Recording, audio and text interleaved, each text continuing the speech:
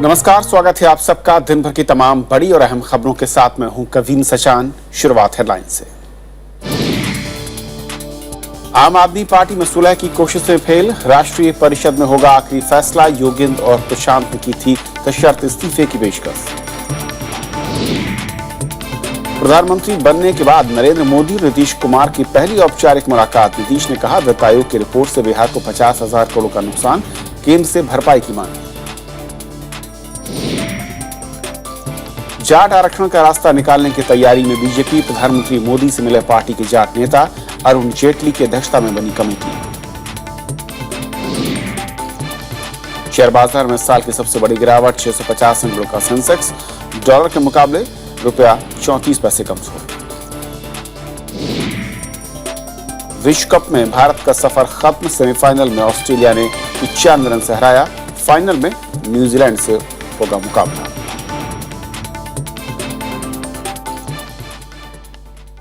और देखते हैं हमारी आज की पहली खबर।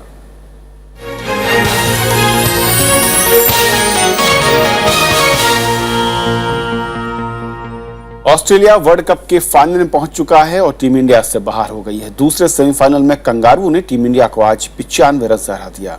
29 मार्च को फाइनल में ऑस्ट्रेलिया की टक्कर अब न्यूजीलैंड से होगी। आज के मुकाबले में कप्तान महेंद्र सिंह धोनी को छोड़कर टीम इंडिया के दिग्गज बल्लेबाज ऑस्ट्रेलिया की गेंदबाजी के आगे चल नहीं सके और पूरी टीम 233 रन पर ही ढेर हो गई।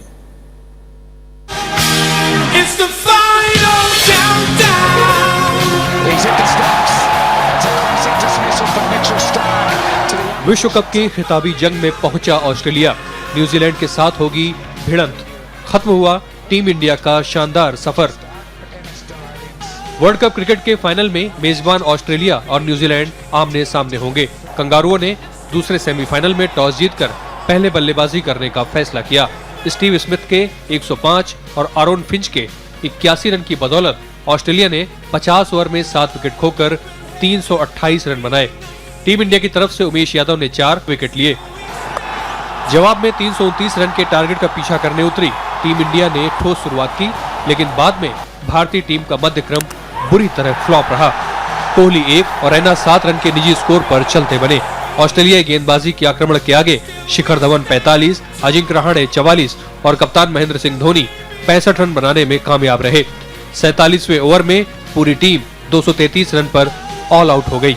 धोनी ब्रिगेड की इस हार से भारतीय क्रिकेट प्रेमियों में खासी निराशा है। बेशक टीम 2011 के इतिहास को दोहराने में नाकाम रही, लेकिन इस विश्व कप में लगातार 7 मैच जीतने का रिकॉर्ड भी बनाया। 29 मार्च को मेजबान टीमों के बीच एक और कड़ा मुकाबला देखने को मिलेगा। Bureau report, Rajya Sabha TV. और हमारे साथ वरिष्ठ खेल पत्रकार और कमेंटेटर रवि जी हैं। रवि जी, स्वागत है आपका। धन्यवाद। जिस तरीके से मुकाबला हुआ, सबसे पहले तो आपका रिएक्शन क्या रहा कि क्या ये कहा जाए कि टीम इंडिया पूरी तरीके से दबाव में आज खेली, या फिर ये कहा जाए कि इससे पहले इस तरह का दबाव उसने देखा नहीं पूरे वर्ल्ड कप में? देखिए, सबसे पहले जो घात भारतीय टीम को लगा वो टॉस हारना था, क्योंकि जो वहां की परिस्थिति थी वो बिल्कुल बैटिंग के लिए आइडियल थी, द परफेक्ट बैटिंग कंडीशंस, और उसमें टॉस हारना अपने आप में सबसे नुकसानदेह रहा। दूसरी बात, अगर सब कुछ आंकलन पूरी तरह से किया जाए तो एक बहुत बड़ा मुद्दा उभर के आता है कि शायद भारतीय टीम पीक बहुत अर्ली कर गई। अगर कहीं बीच में एक आधा मैच वो हार जाती है तो उससे क्या होता है कि आप आंकलन करते हैं कहाँ आपकी खामियां रही हैं और उनको आप सुधारने की कोशिश करते हैं। मुझे याद आता है 1992 का वर्ल्ड कप, जिसमें पाकिस्तान हारता गया और आखिर में आके उसने right time, Pakistan peaked at the right time, जबकि भारतीय टीम पहले ही पीक कर गई। और जब असली मौका आया, जबकि उन्हें अपने वाकई में पराक्रम दिखाने थे, वहां वो अपने पराक्रम दिखा नहीं पाए। तो ये एक मैं समझता हूँ कि सबसे बड़ी खामी रही आज की हार में, टॉस हारना। दूसरी मैं कहूँ कि जिस तरीके की शुरुआत, मैं कहूँ टॉस हारने के बाद भी भारतीय गेंदबाज आज शुरुआती ओवरों में, और मैं कहूँ कि आखिरी के 5 ओवर बहुत ज्यादा, मैं कहूँ कि बेअसर, निराश नजर आए। देखिए कवि जी, कल हमने एक जो चर्चा का आरंभ किया था इसी बात से किया था, और शायद हमने जहां फुल स्टॉप लगाया था वहां भी यही कहा था कि आरंभिक क्षण जो होंगे वो इस मैच के निर्णायक सिद्ध होंगे, और जो आज हुआ उससे साफ पता लगता है। देखिए, शुरू आज तीनों डिपार्टमेंट में अगर आप पूरा आंकलन करें आज के खेल का, तो तो साफ चीज़ एक उभर के आती है कि ऑस्ट्रेलिया ने बैटिंग, बॉलिंग, फील्डिंग तीनों डिपार्टमेंट में भारत को आउटप्ले कर दिया। कहीं भारतीय टीम नजर ही नहीं आएगी कहीं पे वो आ रही। दूसरी चीज़, हर मैच में क्रिकेट में एक उतार चढ़ाव आते हैं, और जब उतार चढ़ाव आते हैं तो दूसरी टीम अगर बैकअप का जाए, दोबारा से अपने आप को स्थापित कर ले, तो फिर वो पूरा मुकाबला कर सकती है। लेकिन जहां भी भारत को मौका लगा पिक्चर में फिर से वापस आने का, उसका स्वर्णिम अवसर को भी उन्होंने खो दिया। वार्नर को जल्दी आउट कर लिया, लेकिन उसके बाद सेकंड विकेट की पार्टनरशिप चली गई। जब 6 खिलाड़ी आउट हो गए उसके बाद भी वो 300 का आंकड़ा पार कर गए। तो जहां वापस आने का मौका था वो भी भारतीय टीम ने खो दिया। और जिस तरीके से गेंदबाजी हो रही थी, विकल्प काफी थे धोनी के सामने। क्या आपको लगता है कि उन विकल्पों का सही इस्तेमाल धोनी ने किया, या फिर कहीं उन विकल्पों को इस्तेमाल करने की एग्रेसिव जो कैप्टनसी होती थी उससे बचते दिखे आज कुछ? देखिए, आज तो एग्रेसिव कैप्टनसी कहीं दिखी ही नहीं। मैं समझता हूं कि जो प्रारंभिक प्रहार वार्नर के आउट होने के बाद हुए, उसमें मुझे लगा कि भारतीय टीम दिशाहीन हो गई है। उनको देखिए, हर मैच में क्या होता है, एक रणनीति जो बनाई जाती है उसमें एक प्लान ए होता है और प्लान बी होता है। मुझे ऐसा लगा ही नहीं कि कोई प्लान बी या प्लान सी कहीं पे हो। तो ये अपने आप में उसी मौके पे लगा कि भारत जो है अपनी दिशाहीन, भारतीय खेल जो है वो बिखर रहा है अपने आप में, और फिर वो एकजुट होकर खेल नहीं पाए, और यही आज अपना हमारी हार का मुख्य कारण रहा। और इस पिच के बारे में ये कहा जा रहा था कि ये थोड़ा सा धीमा खेलेगी, स्पिनर्स को मदद करती रही है, लेकिन हमारे जो मैं कहूँ कि मध्यक्रम के बल्लेबाज गेंदबाज थे और जो स्पिनर्स थे वो आज पूरी तरीके से न तो विकेट ले पा रहे थे और न ही रनों को रोक पा रहे थे। ऐसा क्यों? देखिए, इसमें एक मुद्दा मैं और जोड़ना चाहूँगा। एक खास बात आईसीसी वर्ल्ड कप में होती है कि जो पिच बनाने का काम है वो स्थानीय टीम का या स्थानीय जो प्रबंधक है उनका नहीं होता है, ये आईसीसी का होता है। आईसीसी कहता है कैसे पिच बनाई जाए, तो ये बहुत अच्छी चीज़ है। और ज़्यादातर एक दिवसीय मैचों में विकेट ऐसे बनाई जाती है जिसमें कि क्या कहते हैं, ज़्यादातर बैटिंग के ओरिएंटेड हो, यानी बैट्समैन के फेवर में जाए। तो वो यहाँ पे बिल्कुल ये खेल जो है क्रिकेट का खेल, और खासकर एक दिवसीय खेल है, वो तो है दर्शकों के मनोरंजन के लिए। तो जब तक रन नहीं बनेंगे तब तक दर्शकों का मनोरंजन नहीं होगा। तो आईसीसी इस बात की कोशिश करता है। तो चूंकि वहाँ पे उनको दिशा दी जाती है कि आप इस तरह का निर्देश दिया जाता है कि आप इस तरह की विकेट बनाएं, तो इसलिए विकेट बहुत अच्छा था। मैं समझता हूं कि आइडल विकेट फॉर बैटिंग था। लेकिन जो आपने बात कही, देखिए, बॉलर की 2 भूमिका होती है। मध्यम क्रम के बॉलर जो होते हैं उनके ऊपर एक बहुत बड़ी जिम्मेदारी होती है। अगर वो विकेट ना ले सकें तो रनों के ऊपर राशन लगाते हैं।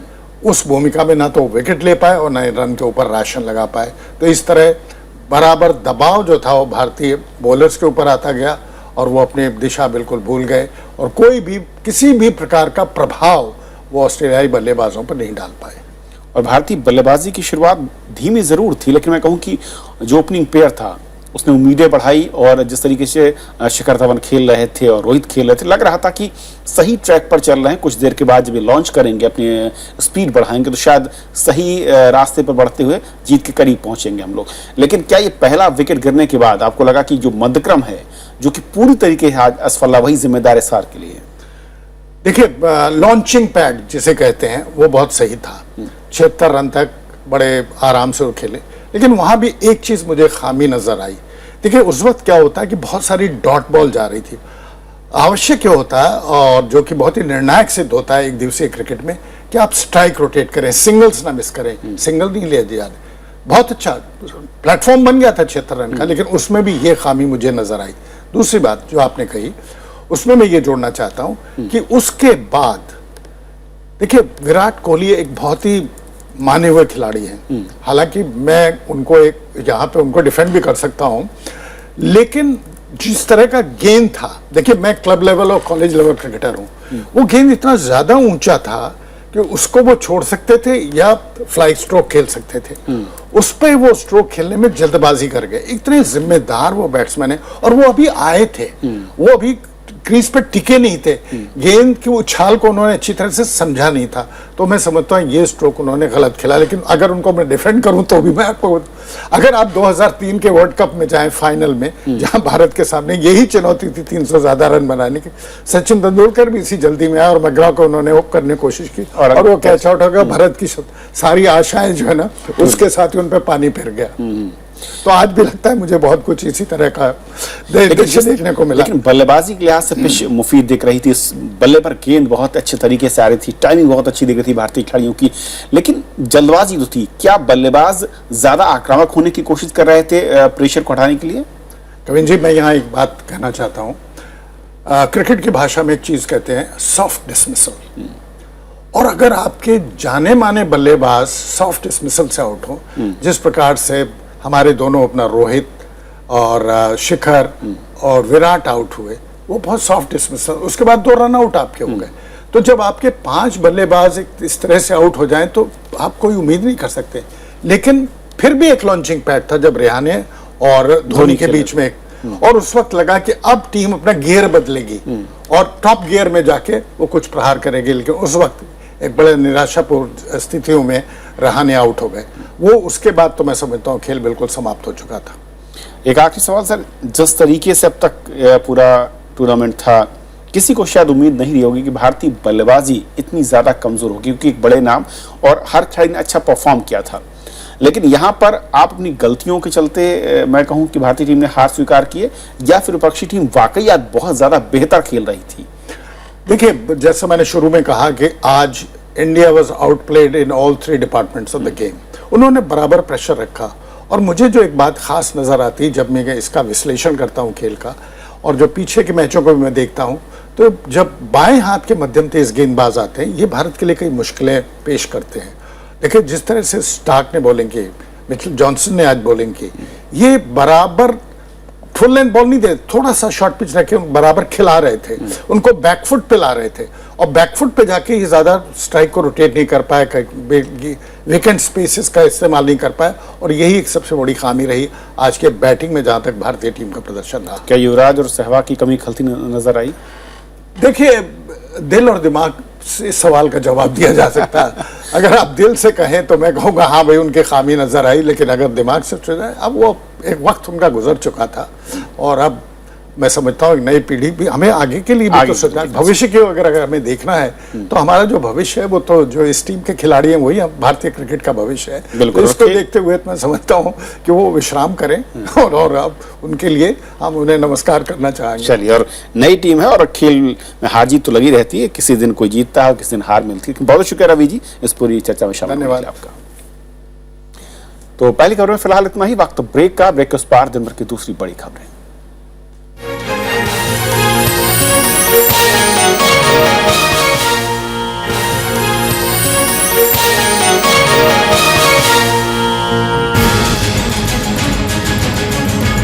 दहेज कानून बदलने की तैयारी में सरकार। धारा 498A में संशोधन का खाका तैयार। क्या दुरुपयोग पर लगेगी लगाम? देखिए देश देशांतर, दहेज कानून में संशोधन, आज रात 8:30 बजे।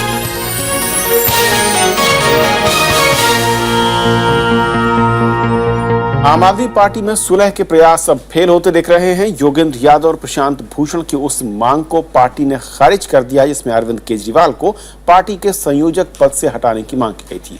हालांकि पार्टी ने कहा है कि योगेंद्र और प्रशांत भूषण की सभी 5 मांगों को मान लिया गया है, जिसे लेकर दोनों नेताओं ने 17 मार्च को इस्तीफा दिया था। योगेंद्र यादव ने पार्टी को चिट्ठी लिखकर इन 5 मांगों को भी आधे अधूरे तरीके से लागू करने की बात कही है। अब 28 तारीख को पार्टी की राष्ट्रीय कार्यकारिणी में योगेंद्र यादव और प्रशांत भूषण को लेकर आखिरी फैसला होगा।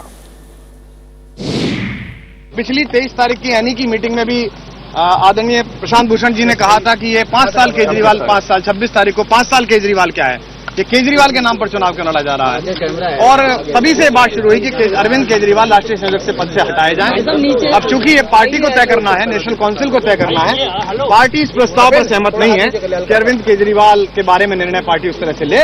अब नेशनल काउंसिल के साथियों को और देश के सारे कार्यकर्ताओं को ये तय करना है कि सारी शर्तें तो पार्टी मान ही चुकी है हमारे साथियों की, लेकिन अरविंद केजरीवाल हटाए जाए ना हटाए जाए, ये 28 तारीख को उन्हें तय करना है। अनु दीवान हमारे साथ और जानकारी के साथ। अनु, पार्टी का एक धड़ा ये दावा कर रहा है कि प्रशांत और योगेंद्र ने रिजाइन किया था और उसके लिए उन्होंने लेटर भी लिख दिया था मेल के जरिए, लेकिन योगेंद्र यादव ने ट्वीट किया है कि ऐसा उन्होंने कोई भी मेल नहीं किया और उन्होंने यहां तक कहा कि जो नेता ये दावा कर रहे हैं कि उन्होंने रिजाइन किया था उसकी कॉपी उन्हें भेजी जाए। क्या ये माना जाए कि अभी भी गेम पूरी तरीके से खत्म नहीं हुआ है, अभी भी खेल चल रहा है?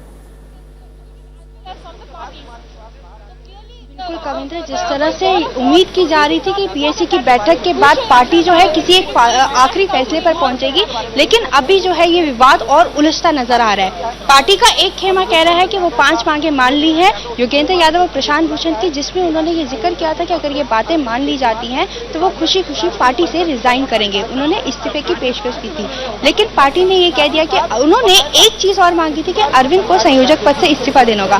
पार्टी ने इसके ऊपर अभी तक ये बोला है कि नेशनल काउंसिल डिसाइड करेगी कि उन्होंने जो योगेंद्र यादव और प्रशांत भूषण की 5 मांगे मानी हैं, छठी मांग को खारिज कर दिया है। अब आगे पार्टी के कार्यकर्ता और नेशनल काउंसिल क्या फैसला लेगी ये 28 तारीख ही तय करेगा।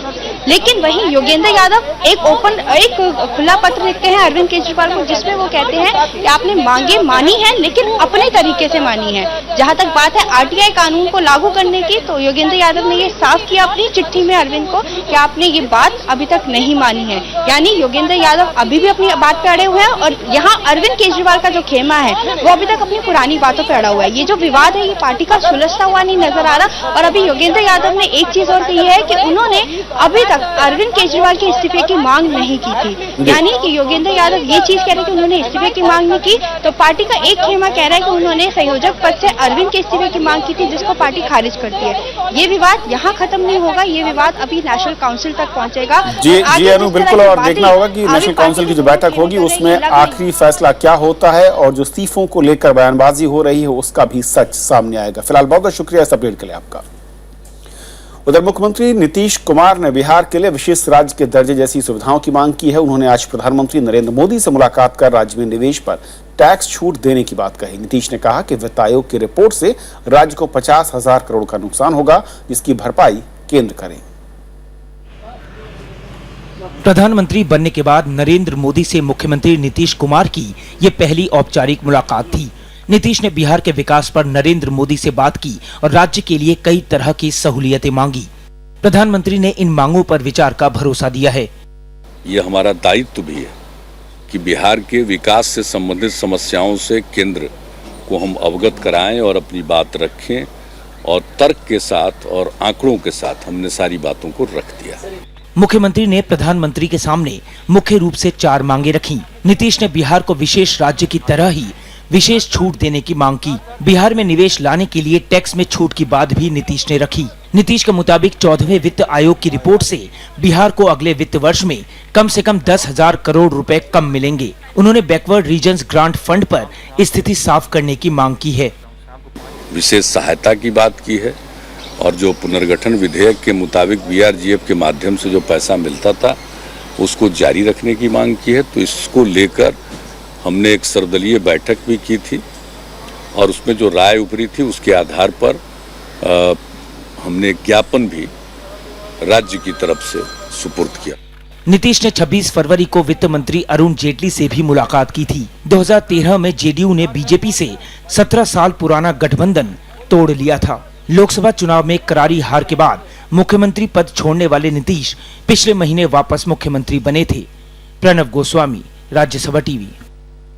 जाट आरक्षण के समर्थन में बीजेपी के जाट नेता आज प्रधानमंत्री नरेंद्र मोदी और पार्टी अध्यक्ष अमित शाह से मिले।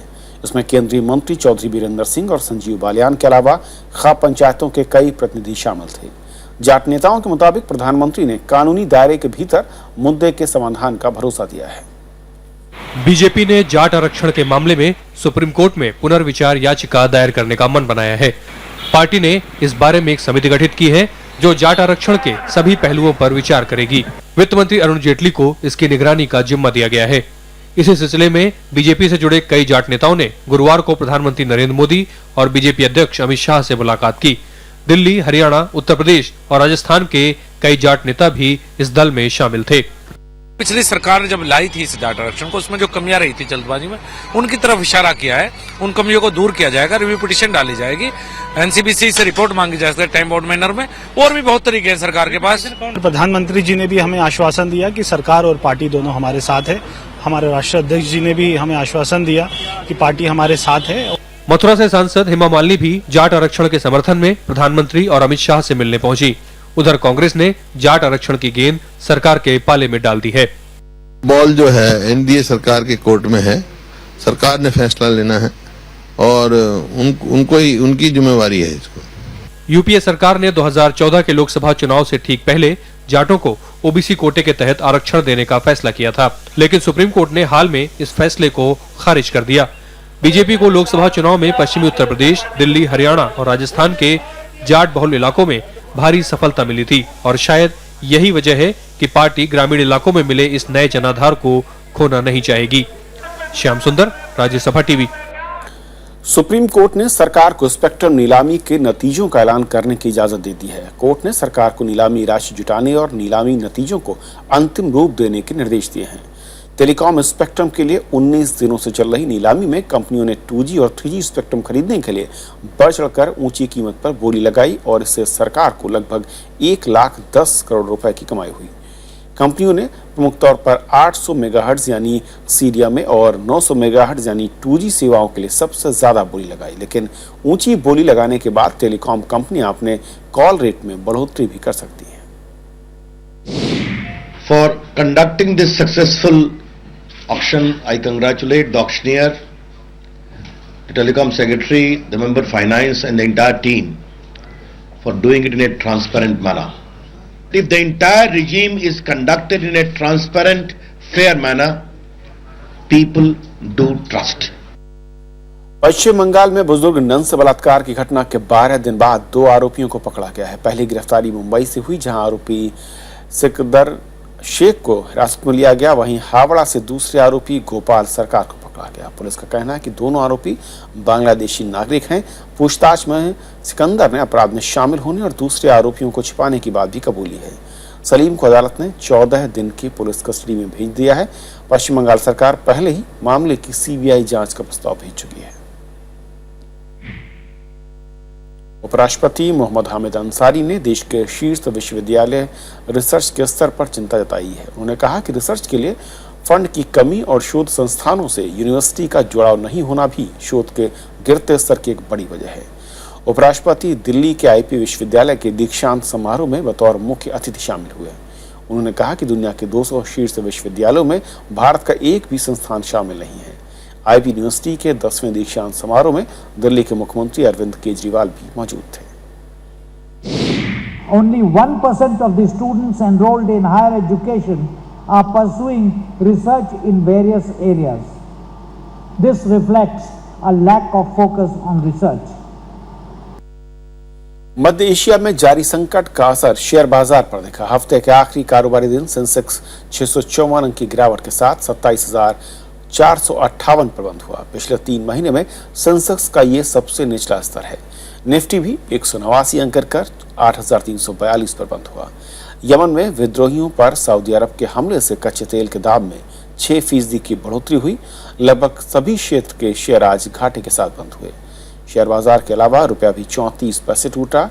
आज $1 के मुकाबले रुपए की कीमत 62 रुपए 67 पैसे थी। पिछले 2 सप्ताह में रुपए में एक दिन में ये सबसे बड़ी गिरावट है। पिछले हफ्ते आईएस के आतंकी हमलों के बाद यमन में अब हुती विद्रोहियों ने लड़ाई तेज कर दी है। विद्रोही राजधानी सना के बाद दूसरे इलाकों में अपनी पैठ बनाने में लगे हैं। वहीं हुती विद्रोहियों के खिलाफ यमन सरकार का साथ देते हुए सऊदी अरब ने हवाई हमले शुरू कर दिए हैं, जबकि ईरान ने तुरंत सैन्य कार्रवाई रोकने की मांग की है। भारत समेत कई देशों ने मध्य एशिया में बिगड़ते हालात पर चिंता जताई है। यमन में हालात बेहद खराब हो गए हैं। हुती विद्रोहियों ने अदन के हवाई अड्डे समेत कई प्रमुख ठिकानों पर कब्जा जमा लिया है। राष्ट्रपति के महल की घेराबंदी के बाद राष्ट्रपति अब्दुल रब्बू मंसूर हादी सुरक्षित इलाके में चले गए हैं। नहनु अब्ना अल-जनूब सनुकातिल हत्ता आखिर दम मिन हयातना व सनस्मुद बवजह अल-अअदा अल-मुहतल्लीन व सनضربهم बअयदीना व बिल-हिजारा बकुल शय मा लदयना। विद्रोहियों के खिलाफ सऊदी अरब और उसके सहयोगी देशों ने हवाई हमले शुरू कर दिए हैं। अमेरिका में सऊदी अरब के राजदूत अब्देल अल-जुबैर ने कहा कि राष्ट्रपति हादी की सरकार को बचाने के लिए सैन्य कार्रवाई की जा रही है। अरब देशों के विदेश मंत्री यमन संकट पर बात करने के लिए मिस्र पहुंच गए हैं। We will do whatever it takes in order to protect the legitimate government of Yemen from falling and from facing any dangers from an outside militia. We have a situation where you have a militia group that is now in control or can be in control of ballistic missiles, of heavy weapons and of an air force. Bharat, America, चीन समेत कई देशों ने Yemen में जारी हिंसा पर चिंता जताई है। विदेश मंत्रालय ने बुधवार को फिर यमन से अपने नागरिकों को फौरन निकलने की एडवाइजरी जारी की है। The security situation in Yemen is fragile, with high possibility of major conflict and disturbances. We therefore urge and advise all Indian nationals who are resident in Yemen to consider leaving Yemen on a voluntary basis by earliest available commercial flights. Shia Houthi विद्रोहियों ने पिछले साल राजधानी सना पर कब्जा कर लिया था। उन्होंने संसद भंग कर सत्ता अपने हाथ में ले ली थी। यमन में अमेरिका और अरब समर्थित सरकार है। हूती विद्रोही लंबे समय से सत्ता में बड़ी भागीदारी की मांग करते रहे हैं और सरकार के खिलाफ उनकी लड़ाई जारी है। वहीं यमन सरकार ईरान पर विद्रोहियों की मदद करने का आरोप लगाती रही है और संयुक्त राष्ट्र से मदद की मांग की है। हिंसा के दौर से गुजर रहे यमन में अशांति क्षेत्रीय स्थिरता के लिए चुनौती है। Bureau report, Rajya Sabha TV. France में हुए विमान हादसे में एक नया मोड़ आ गया है। फ्रांस के सरकारी वकील ने कहा है कि विमान को जानबूझकर गिराया गया। कॉकपिट वॉइस रिकॉर्डर से मिली जानकारी के मुताबिक पायलट कुछ देर के लिए कॉकपिट से बाहर चला गया और इस बीच सह पायलट ने फ्लाइट मॉनिटरिंग सिस्टम के साथ छेड़छाड़ की। जर्मन विंग्स कंपनी के इस विमान के हादसे के पीछे इस घटना को बड़ी वजह माना जा रहा है। ये विमान मंगलवार को स्पेन से जर्मनी जा रहा था। दक्षिण फ्रांस से गुजरते वक्त विमान क्रैश हो गया और चालक दल समेत सभी 150 यात्रियों की मौत हो गई थी। C'est alors qu'il est seul aux commandes de cet avion Airbus A320, que le copilote manipule les boutons du Flight Monitoring System pour actionner la descente de l'appareil. L'action. तो खबरों के आज के सफर में बस इतना ही, लेकिन जाते जाते छोड़ जाते हैं देश और दुनिया की कुछ और बड़ी खबरों के साथ। नमस्कार। अगले एक सप्ताह में नई उड्डयन नीति तैयार होने की उम्मीद है। नागरिक उड्डयन राज्य मंत्री महेश शर्मा ने कहा कि कुछ मुद्दों पर राय मशविरा आखिरी दौर में है। सरकार ने पिछले साल नवंबर में नई उड्डयन नीति का मसौदा जारी किया था। जस्टिस अशोक भूषण को आज केरल हाईकोर्ट के मुख्य न्यायाधीश के पद की शपथ दिलाई गई। राज्यपाल पी सदाशिवम ने उन्हें शपथ दिलाई। जस्टिस भूषण ने 1979 में इलाहाबाद हाईकोर्ट से वकील के तौर पर करियर की शुरुआत की थी। देश के अत्याधुनिक नेविगेशन सैटेलाइट IRNSS-10 के प्रक्षेपण की उल्टी गिनती आज सुबह शुरू हो गई। 28 मार्च को श्रीहरिकोटा से उपग्रह का प्रक्षेपण होना है। इस सीरीज के उपग्रहों से भारत अमेरिका की GPS जैसी प्रणाली बनाने के करीब आ जाएगा। प्रधानमंत्री नरेंद्र मोदी ने बांग्लादेश के स्वतंत्रता दिवस पर वहां के नागरिकों को बधाई दी है। उन्होंने ट्विटर पर लिखा कि बांग्लादेश हमेशा भारत का दोस्त रहेगा। बांग्लादेश 1971 में पाकिस्तान से आजाद हुआ था। इसमें भारत की अहम भूमिका थी। लाहौर हाईकोर्ट ने ज़कीउर रहमान लखवी की नजरबंदी पर 31 मार्च तक स्थिति स्पष्ट करने को कहा है। लखवी ने कल अदालत में अवमानना अर्जी दायर की थी। उधर जज के मौजूद नहीं होने से इस्लामाबाद हाईकोर्ट में लखवी की जमानत के खिलाफ याचिका पर सुनवाई नहीं हो सकी। चीन और श्रीलंका ने भारत के साथ द्विपक्षीय बातचीत करने पर चर्चा की है। श्रीलंका और चीन के राष्ट्रपतियों ने आज बीजिंग में इस मुद्दे पर चर्चा की। इसका मकसद हिंद महासागर में भारत की चिंताओं को दूर करना है। दोनों नेताओं ने रक्षा सहयोग बढ़ाने पर भी चर्चा की। उपन्यास Q&A के लेखक के तौर पर मशहूर विकास स्वरूप विदेश मंत्रालय के नए प्रवक्ता बनाए गए हैं। वो प्रधानमंत्री नरेंद्र मोदी के जर्मनी, फ्रांस और कनाडा की यात्रा से वापसी के बाद अगले महीने अपना कार्यभार संभालेंगे। विकास स्वरूप मौजूदा प्रवक्ता सैयद अकबरुद्दीन की जगह लेंगे।